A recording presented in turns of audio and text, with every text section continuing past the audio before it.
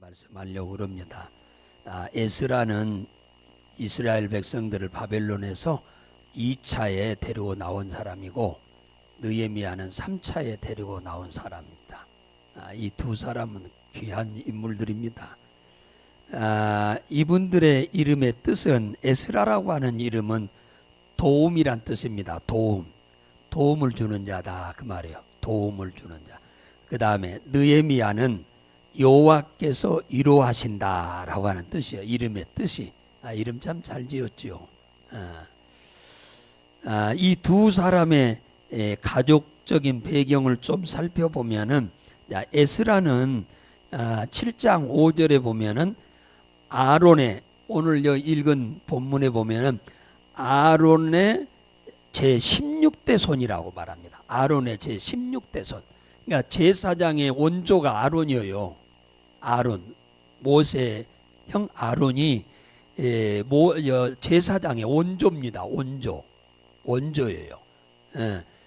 그래서 이 에스라는 이 제사장 겸 학사로서 제16대 손이다 그랬고요. 7장 6절에 보면은 하나님이 모세에게 주신 이 율법에 아주 정통한 박사다 그 말이 학사라고 그랬는데 박사라 뜻이에요. 그리고 하나님의 도움을 많이 받은 사람이다. 하나님의 도움을 엄청나게 많이 받은 사람이고 또 받은 것이 있으니까 남 주지요. 받은 것 없는 사람은 주지도 못합니다. 은혜도 내가 받아야 남한테 나눠주지 내가 받은 것 없으면 남 못 나눠줘요. 느헤미야 2장 3절에 보면은 야곱의 아들이 12입니다. 그 12 중에 네 번째 아들이 유다 자손인데 이 유다 자손 그 지파에서 뭡니까? 태어난 사람이 느헤미야입니다. 유다 자손이에요. 그래서 바벨론으로 포로로 잡혀갔던 사람이 아니고 느헤미야는 바벨론의 부모님들이 포로로 잡혀가가지고 바벨론에서 태어났어요. 그래서 거기서 자라가지고 거기서 신앙생활을 했어요. 대단한 인물입니다. 대단한. 그랬는데 이 친구는 아주 모든 일에 하나님과 의논 없이 하는 일은 단 한 번도 못 봤습니다. 그러니까 이 느헤미야는 하나님과 의논하지 않고 무슨 일을 해본 적이 없어. 그러니까 하나님의 도움을 잘 많이 받고 주님의 위로를 많이 받게 되는 거죠. 느헤미야 1장 1절에 보면 하가랴의 아들이라고 그랬어요. 느헤미야는. 그 외에는 아무것도 안 나옵니다. 그리고 다른 것 더 나와봤자 뭐 아무 의미가 없지요. 그래서 어떤 일을 함에 있어서 이 느헤미야는 서두른 적이 없어요. 서두른 적이 없습니다. 막 급하게 막 무슨 일을 그냥 갑작스럽게 막 해내려고 하는 그런 사람이 아니에요. 느헤미야는 충분한 계획을 갖고 충분하게 기도를 한 다음에 일을 시작을 했고 일이 딱 하나님의 은혜로 시작이 되면은 아주 그냥 끝장을 보는 사람이에요. 느헤미야는 반드시 그 일을 이루기 전에는 절대 중간에 포기한 일이 없는 사람이에요.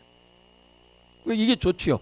갑작스럽게 막 하다가 포기해버리는 것보다는 충분히 계획을 세우고 하나님 앞에 기도해서 몇 달이고 기도를 합니다.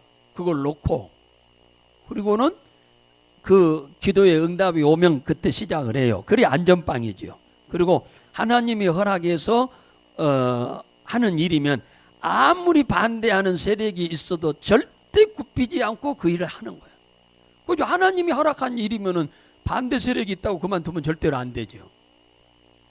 많은 사람은 하나님이 아무리 좋아한다 해도 사람이 싫어하면 말아버린 사람이 수다하죠. 엄청나게 많아요. 그렇게 신앙생활하는 사람들이. 우리는 그렇게 하면 안 돼요. 자, 이 구약 성경에 보면 이 에스라와 느헤미야에 대해서 어떻게 말하냐? 오늘 7장에서 이제 에스라에 대한 얘기 많이 하는데 에스라는 제사장 겸 학사다 그랬어요. 제사장 겸 학사다 그랬습니다. 아론의 16대 손이다. 그러니까 포로 생활에서 태어나 가지고 성경 교육을 아주 잘 받았어요. 누구한테? 그 아버지한테 이 성경 교육을 아주 잘 받았어요. 포로 생활 가운데 여러 가지 어렵고 힘든 일이 많은데도 불구하고 이 아들 거기서 나가지고 포로 생활 하니까 힘들고 어렵다고 하면서 그냥 이 핑계 저 핑계 대고 그냥 교육도 안 시키고 말아버려올 사람도 숱하게 많을 건데 이 에스라의 아버지는 절대 그걸 안 했다 그 말이에요. 교육을 아주 철저히 잘 느헤미야 잘 시켰지요. 성경이 아주 능통했다. 아주 거기에 살면서도 굉장히 성경을 바쁘고 힘들다고. 포로 생활이 뭐 편안하게 뭐 신선 노름하는 자리가 아니잖아요. 여러 가지 어렵고 힘든 일 많이 있음에도 불구하고 그 하나님의 말씀을 읽고 열심히 연구하고 그러니까 학사가 되었죠. 그걸 안 했으면 일이 될 리가 없지요. 에스라는 10절에 보니까 아닥사스다 왕과의 관계가 아주 좋았어요. 이 아닥사스다 왕은 불신자인데 이 에스라와 관계가 너무너무 좋았어요. 굉장히 불신자인 왕이 신앙생활 하나님을 잘 믿는 이 에스라와 관계가 너무너무 많이 좋아가지고 어떻게 보면은 신자나 다름이 없을 만큼 에스라가 하는 일을 적극적으로 많이 도와준 사람이에요. 왕이. 그 10절에 보면요, 예루살렘과 유다에 있는 사람들에게 하나님이 모세에게 주신 율법을 가르치기 위해서 왕의 허락을 받고 예루살렘을 방문하러 갔다 그래요. 이 에스라가 성경 가르치기 위해서 바벨론에서 이제 지금은 이제 바벨론이 바사로 넘어가고 나라가 바뀌었습니다만은 거기서 그 바벨론에서 출발하면요 예루살렘까지 넉 달 걸리는 거리요. 걸어서 넉 달 걸려요. 그 넉 달 걸리는 거리를 걸어가서 성경 가르치러 간답니다. 왕의 허락을 받아가지고 가서 너 성경 가르치고 오라고. 모세에게 하나님이 주셨던 그 율법을 지금 1차에 갔던 사람들과 거기에서 원래 포로로 오지 않고 살고 있던 사람들이 하나님의 말씀대로 지금 잘 안 살 건데 틀림없이 가서 교육 좀 시키고 와라. 왕이 불신자 왕이 허락해서 지금 가는 거요. 가는 겁니다. 그러면서 왕이 뭐라고 하느냐 하면은 이스라엘 백성들 중에 너희들 중에 이 에스라가 가는데 따라가고 싶은 사람은 다 따라가거라. 따라가고 싶은 사람은 다 따라가. 자원해서 다 따라가거라. 그래서 거기 보니까 아닥사스다 왕 7년이라고 하죠. 7년. 7년. 아닥사스다 왕 7년에 1월 1일 날 출발해 가지고 몇 월 며칠 날 도착했대요. 예루살렘에 5월 거기에 8절에 보니까 5월 1일에 도착해서 그러니까 몇 개월 걸렸어요? 4개월 걸렸어요. 4개월. 걸어서 가는데 그냥 걸어갔겠어요? 말 타고 갔겠지? 걸어가는 사람도 있겠지요. 그러니까 뭐 말 탔다고 해서 막 뛰어가는 건 아니지. 걸어가는 사람이랑 보조 맞춰서 걸어갔을진데 4개월 걸렸다 그랬어요. 자, 에스라는 엄청나게 기도를 많이 한 사람이에요. 뭡니까? 에스라 9장으로 가봐요. 9장으로 가면은 1절 뭡니까? 2절 여기 보면은 에스라가 참 기도를 열심히 많이 하는 모습을 봅니다. 자, 에스라가 넉 달을 걸려서 이 유다 땅 예루살렘에 이렇게 딱 도착을 해서 보니까요. 큰일 났네. 이스라엘 유다 백성들이 이방인들과 참 혼합해서 사는 거예요.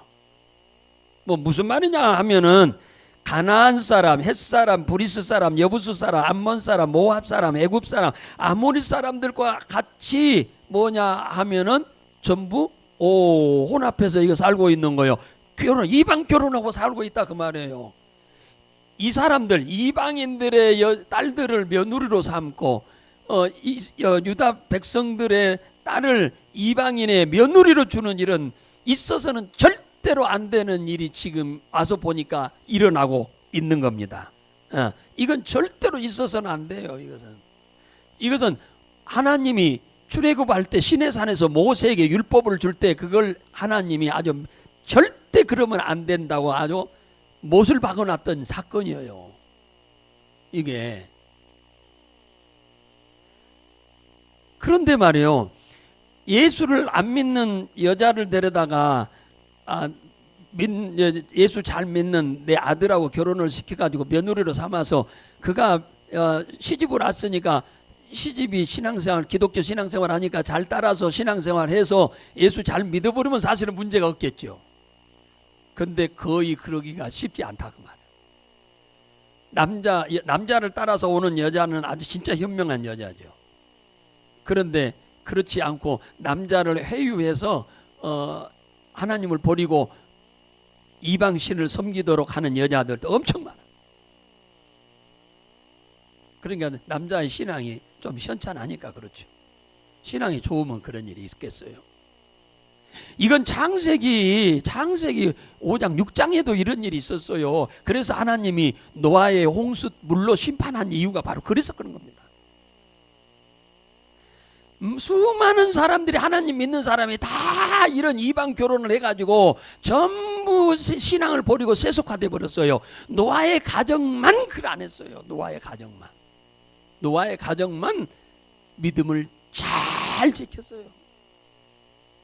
그래서 그 가정으로 하여금 방주를 짓게 해서 하나님이 심판에서 모면하여 살도록 했던 것입니다. 이 3절에 거기 3절 보세요. 그 3절 보니까 내가 이 일을 듣고 속옷과 겉옷을 찢고 머리털과 수염을 뜯으며 기가 막혀 주저앉았다 그러잖아요. 기가 막힐 일을 하고 있다고 말해요. 무슨 일인 줄 아세요? 출애굽할 때 하나님이 그랬거든요. 너희 가나안 땅에 들어가면은 저 7 족속이 이방인들이 살고 있는데 그들하고 절대 이런 결혼하면 안 된다. 그들의 딸을 며느리로 삼아도 안 되고 너희 딸을 그들에게 며느리로 주어도 절대 안 된다고 신신당부를 했는데 이스라엘 백성들이 그렇게 돼버렸어요. 그래서 바벨론의 포로로 간 거예요. 달리 간 게 아니고 그것 때문에 하나님을 버리는 현상이 생겨서 우상을 섬겼어요. 하나님 버리고. 그래서 하나님이 바벨론의 포로로 넣어버렸어요. 그래서 바벨론에 가서 그 엄청난 고생을 하고 지금 돌아왔는데 아주 지금 하고 있는 사람들이 지금 또 그렇게 살고 있네. 포로에서 갔다 왔던 사람이 지금 그렇게 살고 있어 지금. 에스라 가서 보니까 1차에 포로로 왔던 사람들이 지금 그렇게 살고 있어. 기가 막힐 일이지. 그리고 거기에 원래 포로로 오지 않고 원래 그 유다 땅에서 살고 있던 사람들도 지금 그렇게 살고 있고 기가 찰 일이요. 그래서 지금 에스라가 뭐가 나가버렸대? 빠져버렸다고? 기가 뭐 했대요? 기가 막혔다고 그러잖아요. 기가 막혔어. 기가 막히면 사람 죽거든요.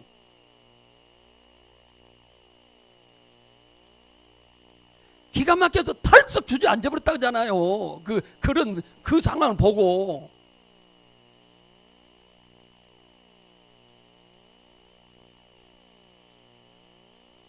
그래서 에스라가 옷을 찢고 수염과 머리를 뜯으면서 기가 막혀 털썩 주저앉아서 하나님 앞에 두 손을 들고 5절에 기도했다고 하잖아요. 우리의 죄가 정수리에 넘치고 머리에 넘쳤다 그 말이죠. 우리의 허물이 하늘에 닿습니다.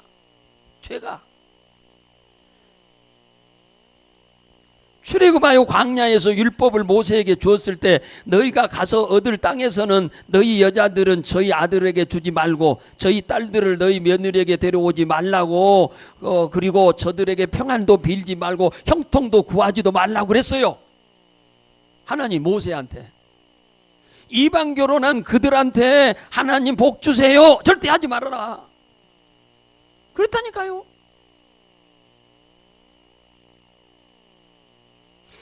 우리가 원래 불신자로 살면서 불신자끼리 우상숭배하던 사람끼리 결혼해서 살았잖아요. 그러면서 고생 좀 많이 좀 했지요. 엄청나게 했지요. 이제 우리 자손들은 그렇게 결혼해서 살면 안 돼요. 안 해도 될 고생을 어마어마하게 하게 됩니다. 여기 그랬잖아요. 지금 저들한테는, 그런 사람들한테는 평안도 빌지 말아라. 형통도 구하지 말아라. 하나님이 오직 했으면 그랬을까요? 그랬는데 이들이 바벨론의 포로로 갔다 왔어요. 지금 42,000명이 왔거든요. 1차에 와가지고 보니까 지금 이 모양 이 꼴이요.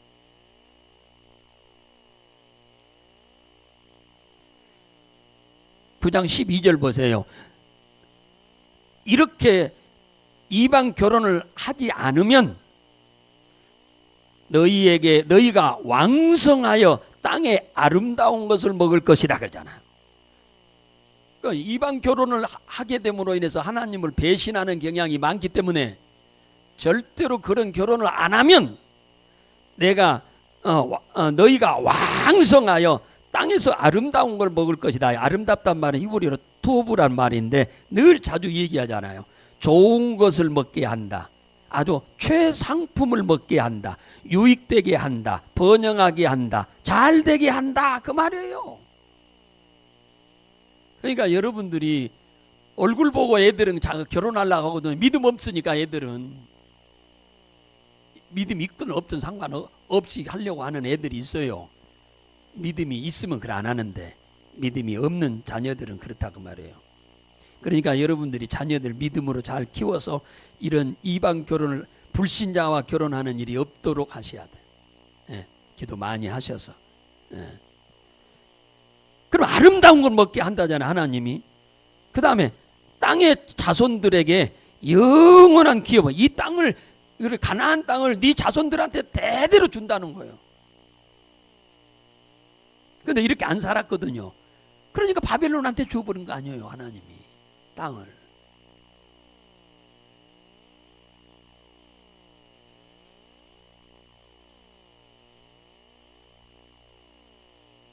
그런데 가나안에 들어와 가지고 율법대로 살지 못하고 혼합해서 삶으로 인해서 바벨론의 포로로 갔는데 그곳으로 이제 정체할 거 아니에요. 끝내야 할 거 아니에요. 다시는 이렇게 살아서는 안 되겠다고 벼르고 할 거 아니에요. 바벨론에 가서 쓴 게 열왕기 상하를 썼어요. 열왕기 상하를 쓴 이유가 뭐냐면 바벨론에서 포로 생활하는 유대인들을 교육시키기 위해서 쓴 게 열왕기 상하요. 열왕기 상하 내용이 뭔데요? 어떻게 우리 조상들이 하나님을 섬겼는지를 거기서 배운 겁니다. 우리 조상들이 어떻게 하나님을 섬겼는지, 하나님 말씀대로 살았는지 안 살았는지 안 살아.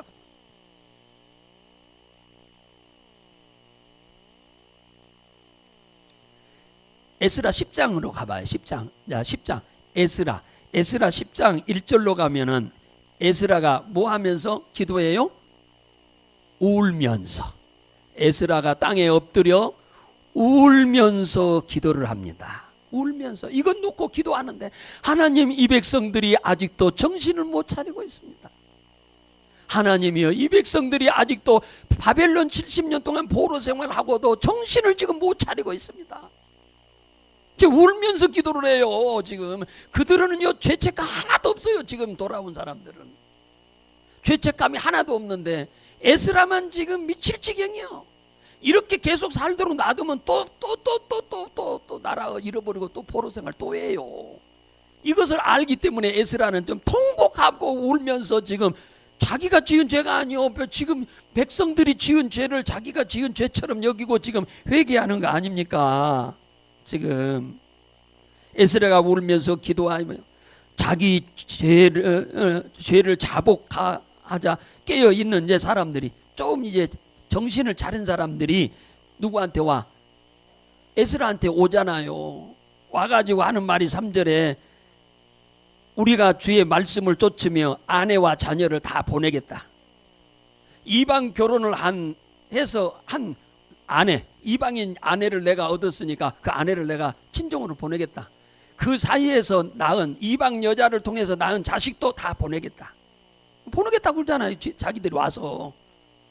이걸 놓고 통곡하고 우니까. 이렇게 살면은 또 밥도 포로 생활 또 해요.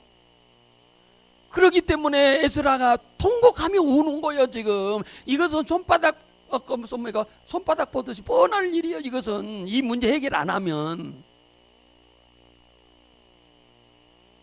예수 잘 믿는 사람끼리 결혼해서 하나님 잘 섬겨야 복을 받지. 안 섬기는 사람하고 늘 다투고 싸우다 나중에는 말아버려요. 안 믿는 며느리가 많은 게 아니라, 포기하고 따라오는 게 아니라 믿는 아들이 포기해본다니까. 그런 경향이 허다해요. 성경에도. 그래서 이들이 다 아내도 자녀도 다 보내겠다고. 그리고 모세 율법에 하라는 대로 그대로 하겠다고 지금 얘기하잖아요. 누구한테? 에스라한테 와서. 그러니까 그만 울으라 이제 그 얘기지. 이런 얘기하면 다 싫어해요. 잘못했다고 하는 이 얘기 목사가 설교 때 얘기하면 다 싫어해. 얘기하려는 생각을 안 하고. 예? 잘못한 것을 얘기하면 회개할 생각을 안 하고 그걸 욕해. 목사가 그런 얘기했다고. 자기들 잘못한 거 꾸짖는다고.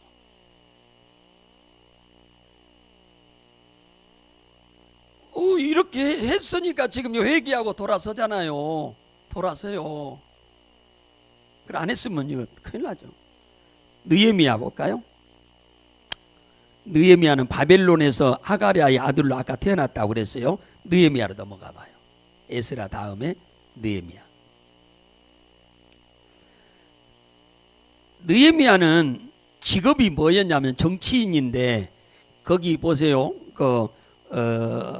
저기 11절에 보면은 아닥사스다 왕의 뭐였다고 그래 나와요?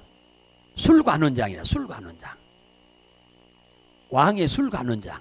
이 술관원장이 뭐냐면, 이 술관원장이라는 말은 마시케란 말인데, 왕이 드실 술을 만들어서 그 술을 대접하는 일을 직접 하는 거예요. 이 사람은 아무나 절대 세우면 안 돼요. 여기다 독약 타버리면 끝나버려요, 왕이. 그러니까 이 술관원장은 왕하고 아주 절친한 사람 아니면은 안 세워요. 이건 너무너무 절친한 관계가 아니면 이 술관원장 못 세워요. 정치판에서 왕 싫어하는 사람 얼마나 많아요. 우리나라 옛날 사극에 보면. 안 그래요? 술관원장 매수해가지고 돈 좀 주고 매수하더니, 아니면 협박해서 매수해가지고 왕의 식사에다가 약을 타게 하고는 그런 일도 없었다잖아요. 술에다. 그러니까 이 술관원장은 아무나 세울 수 없는 거예요. 느헤미야가 이스라엘에서 바벨론으로 포로로 간 사람이 아니에요. 거기서 태어나서 거기서 자랐기 때문에 내가 봐서는 이 왕하고도 굉장히 어떤 관계가 어려서부터 이렇게 자라면서 굉장히 좋았던 것 같습니다. 내가 봐서는. 그래서 술관원장까지 된 거라 생각이 되죠.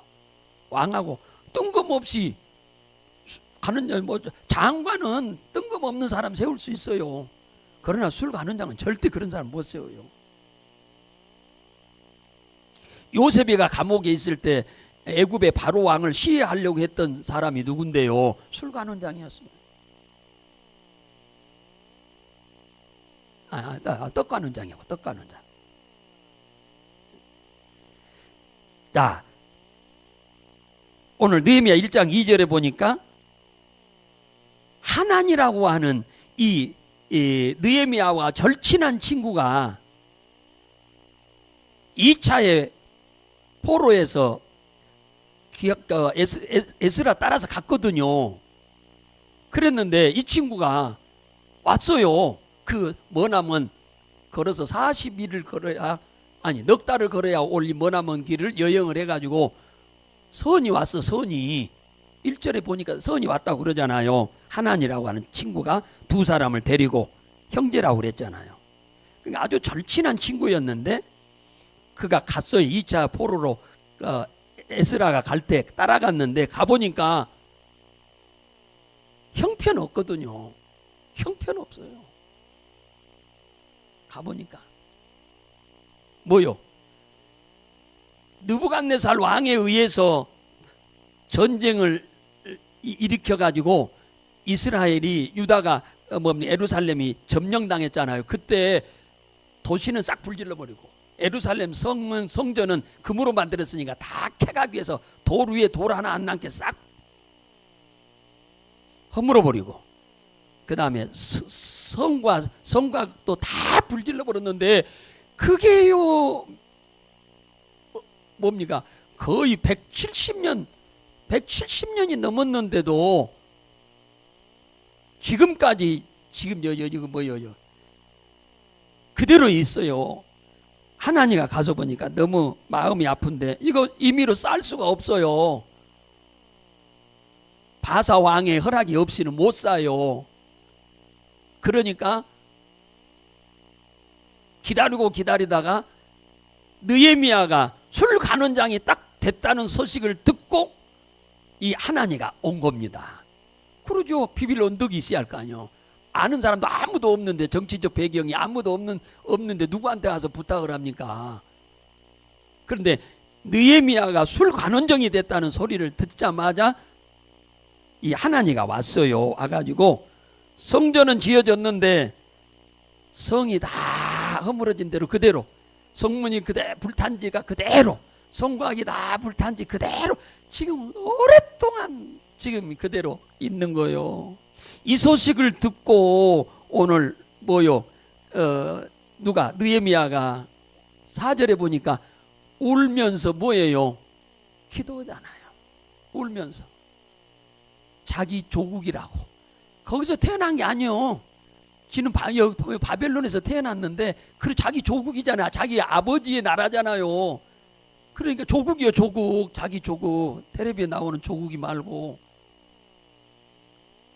이 조국이에요, 여기가. 그러니까 이 나라가, 성전은 지어져서 가서 1차 포로로 가신 분들이 예배는 잘 드리고 있는데 성이 이렇게 쌓아지지 않고 성문도 이렇게 새로 만들지도 못하고 있어서 지금 엉망진창인 거지요. 그래서 그 소식을 듣고 울었답니다. 자, 보세요. 그 친구들이 올 때가 언제 왔다고 그래요? 거기 보세요. 아닥사스다 왕 몇 년? 20년 기술월에 출발했어요. 뭡니까? 친구가 왔어요. 친구 하나니가 왔어요. 그때 왔어요. 그런데 왕을 만난 지가 언제인 줄 아세요? 2장 1절에 보면은 왕이 20년 니산월 왕의 앞에 술이 있기로 내가 왕에게 드렸는데 이전에는 내가 왕의 앞에서 수색이 없었더니, 자, 왕을 만난 지가 왕이 20년 되던 해 니산월이요. 니산월에 만나러 갔다는 겁니다. 왕을 만나러 갔다는 겁니다. 니산월이면 뭡니까? 기스월은 뭡니까? 우리나라로 말하면은 12월이에요. 12월. 이게 12월쯤 돼. 11월에서 12월. 그 다음에 여기 니산월. 이게 1장 1절에 기스루월은 11월에서 12월이고, 우리나라 시간 날짜로 말하면, 달로 말하면 2장 1절에는 니산월은 4월에서 5월이에요. 그러니까 4월에서 5월이니까 몇 달 차이요? 4개월이잖아요. 4개월. 그러니까 제가 아까 서두에 그랬잖아요. 느헤미야는 무슨 일을 급작스럽게 막 우발적으로 행동하지 않고 계획이 있으면 충분하게 기도해서 응답을 받고 일을 시행했다 그랬어요. 그러니까 왕한테 가가지고 이 무너진 성을 쌓도록 도움을 청하기 위해서 지금 느헤미야가 기도를 몇 달을 했대요? 넉 달을 했어요. 넉 달 기도를 했어요. 그리고 넉 달 중에서 마지막으로 한 수일을 금식했으니까 한 일주일 금식한 것 같네요. 한 일주일 금식을 한 것 같아. 예. 넉 달 기도하고 일주일 정도 금식을 했어요. 수일이면은 2, 3일을 수일이라고 하지 않잖아요. 그래서 금식을 하고 왕한테 갔어요. 그러니까 얼굴이 뭐가서? 예, 그러니까 헬스가 아주 살이 쭉 빠져가지고 헬스가 아주요. 40일 동안 기도를 했으니까 낮에는 궁궐에 와가지고 왕 밑에서 술관운 노릇 해야지. 저녁에는 기도해야지. 밤을 새워가면서 기도해야지. 그러니까 얼굴이 또 그런데다가 금식하기 전에는 그래도 괜찮았는데 금식을 수일하고 나니까 얼굴이 쑥 빠졌죠. 그러니까 몰골이 아닌 거예요. 그래서 거기 2장 2절에 보니까 야, 너 병도 없는데 왜 그 얼굴이 그렇게 수색이 가득하냐? 그렇게 많으냐? 그렇게 지금 얘기하잖아요. 너 병도 없잖아. 근데 왜 얼굴이 그렇게 그늘이 가득 찌고 수색이 가득하냐? 무슨 근심이 그렇게 많냐? 그렇게 왕이 지금 그러잖아요. 너무나 이 술관원장인 느헤미야하고 왕하고 관계가 너무 친한 관계예요.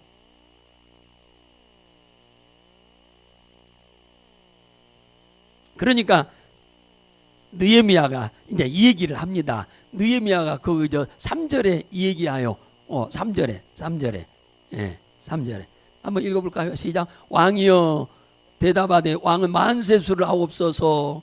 나의 열조의 묘실이 있는 성읍이 이제까지 황무하고 성문이 소화되었으니 내가 어찌 얼굴이 수색이 없으리오리까.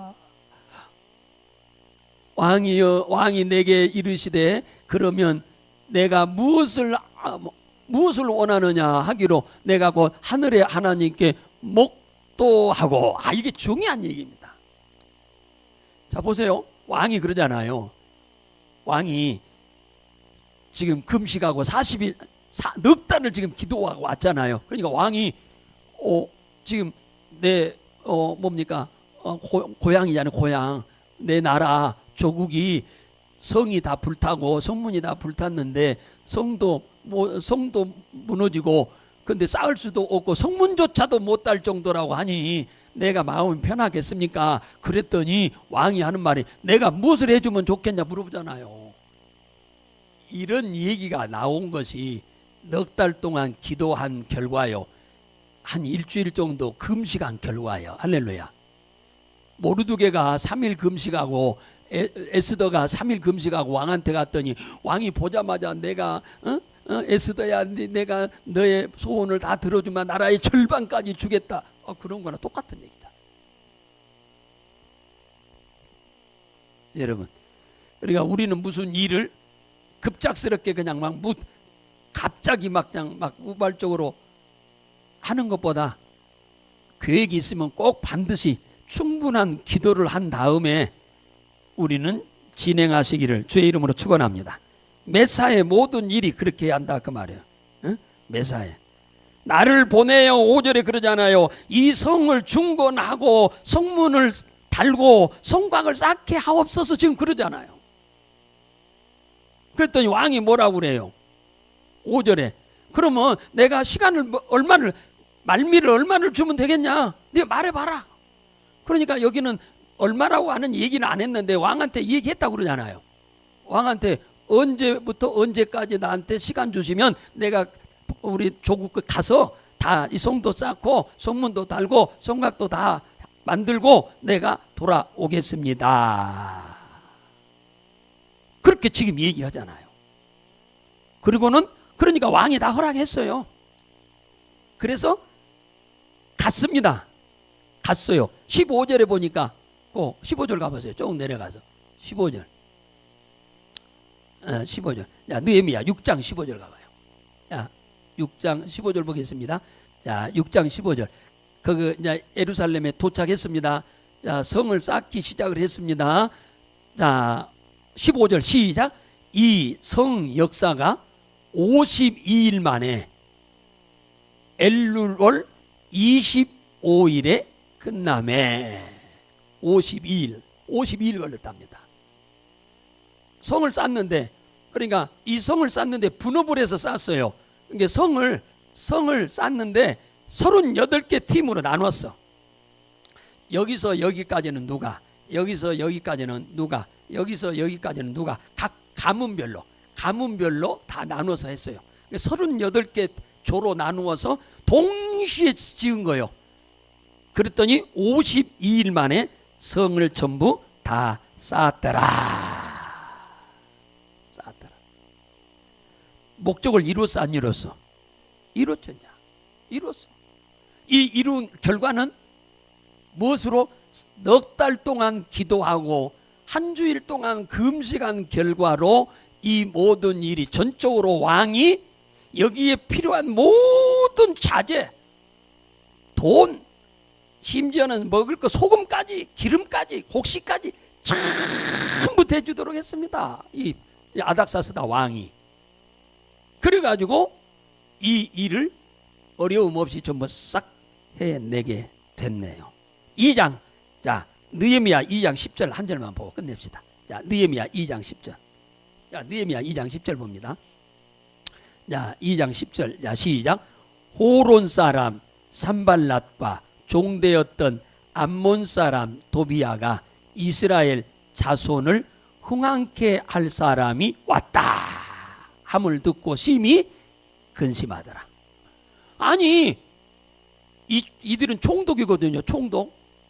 왕이 총독한테 조서를 내렸어요. 너 누가 원하는 대로, 느헤미야가 원하는 대로 다 줘라. 모든 걸 다 주라고. 절대 방해하지 말고. 그러니 방해를 할 수가 없어요. 왕의 명령이니까. 그래서 하는 말입니다. 이 사람 느헤미야가 이스라엘 자손들을 흥황케 할 사람이 왔다. 흥황이란 말이 뭔 말인 줄 아세요? 토부란 말이에요. 토부. 아까 똑같은 말이에요. 아까 앞에서 뭡니까? 이방인과 결혼하지 않고 하나님의 말씀을 쫓아 살면 하나님이 아름다운 것으로 먹인다고 아까 그랬잖아요. 그 똑같은 얘기예요. 이것도 토부고 그것도 토부예요.